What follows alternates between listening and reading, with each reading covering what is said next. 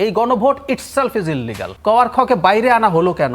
জামায়াতের আমির শফিকুর রহমান বলেছেন যে সংস্কারের উপর যে গণভোট হয়েছে এটার পুরোটাই মানতে হবে, এর কোনো খণ্ডিত অংশ বাস্তবায়ন দেখতে চাই না আমরা। তিনি বলেছেন জুলাই সনদের ভিত্তিতে ভোটের অনুপাতে উচ্চকক্ষ গঠন করা এখন আইনি ও নৈতিক দায়িত্ব বলে মন্তব্য করেছেন ইসলামী আন্দোলন বাংলাদেশের আমির ও চরমনাই পীর। আর জনগণ গণভোটে হ্যাঁ এর পক্ষে রায় দিয়েছে। এখন জুলাই সনদ পুরোপুরি বাস্তবায়ন করতে কি বিএনপি বাধ্য, নাকি নোট অফ ডিসেন্ট অনুযায়ী খণ্ডিত বাস্তবায়ন করতে পারবে?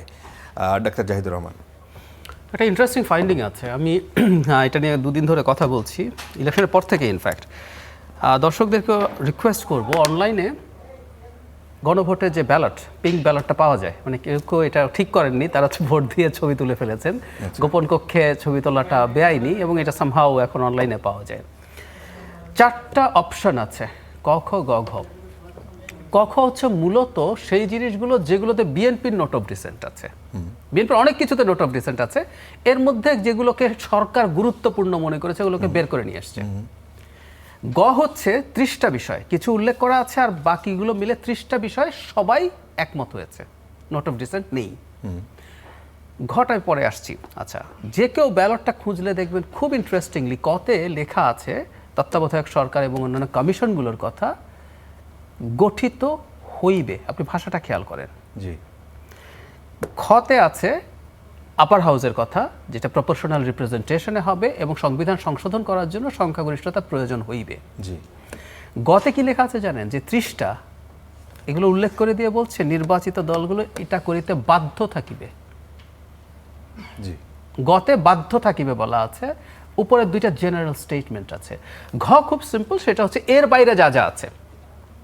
তার মানে কখতে কিছু উল্লেখিত আছে, গতে 30টা আছে, এর বাইরেও তো আছে। এগুলো বাকি দলগুলো তাদের প্রতিশ্রুতি অনুযায়ী বাস্তবায়ন করিবে। যেমন ধরি 30টার মধ্যে একই ব্যক্তি দুইবার, একই ব্যক্তি ওই যে প্রধানমন্ত্রী এবং দলের প্রধান থাকতে পারবে না, এটা 30টার মধ্যে নাই। তার মানে বিএনপি যেহেতু নোট অফ ডিসেন্ট আছে, বিএনপি এটা করতে পারে। কিন্তু আমার প্রশ্নটা এখন একটা জায়গায়, কওয়ার খ তো বাধ্যবাধকতা তৈরি করেনি, কওয়ার খকে বাইরে আনা হলো কেন?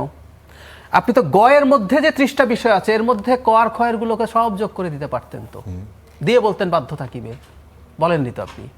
আপনি বলছেন কওয়ার খকে বলছেন জেনারেল স্টেটমেন্ট। সো আমার রিডিং এইরকম, এই ভাষাগত ভিন্নতার কারণে হায়ার ইন্টারপ্রিটেশন, যদি অন্য আলোচনা আছে, এই গণভোট itself is illegal, unconstitutional. Illegal, হ্যাঁ, আমি আলোচনা করব, কোর্টে গেলে এটা নিয়ে শক্ত ডিবেট করা সম্ভব। আমি আসবো সেই জায়গায় যদি আপনারা পরবর্তীতে আসে। আমি প্রাথমিকভাবে এই রিডিংটার কথা বলছি। আচ্ছা, এই রিডিং মতো আমি যদি এটাকে এভাবে পড়ি যে হার ইন্টারপ্রিটেশন হচ্ছে এটা কওয়ার খ এক ধরনের দিক নির্দেশনামূলক বক্তব্য, আর গ হচ্ছে বাধ্যবাধকতা। আপনি চাইলে আমি একদম আক্ষরিকভাবে পড়ে শোনাতে পারবো। তো গটা করতেই হবে, ক খ করবে কিনা it's an option to the parties, হতে পারে। আমার কাছে এই জন্য মনে হয় কক্ষ করতে, মানে যেগুলো নিয়ে বিএনপির মূল সমস্যা, সেটা হচ্ছে কতগুলো কমিশনের গঠন এবং মূলত আপার হাউস পিআর হবে কি হবে না। জি।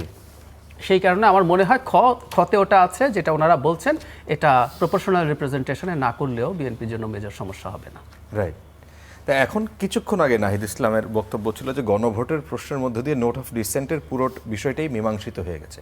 আপনি কি এই জায়গায় কোনো মানে কোনো ভিন্ন মত, পুরোপুরি আপনি ভিন্ন মত? আমি ভিন্ন মত পোষণ করছি। আর আরেক ডিবেট তো আছেই, মানে গণভোট ইটসেলফ, মানে আপনি রেফারেন্ডাম এই জায়গায় করে তারপর আপনি যেভাবে বলছেন, আমরা যদি প্রাথমিক কথা, বা আপনি যদি এখন চান আই ক্যান এক্সপ্লেইন দ্যাট, যে এটাও ইটসেলফ আপনি সিরিয়াস প্রশ্ন তুলতে পারেন কনস্টিটিউশনাল। শুড আই এখন বলবো? আচ্ছা, সেটা নিয়ে আসবো।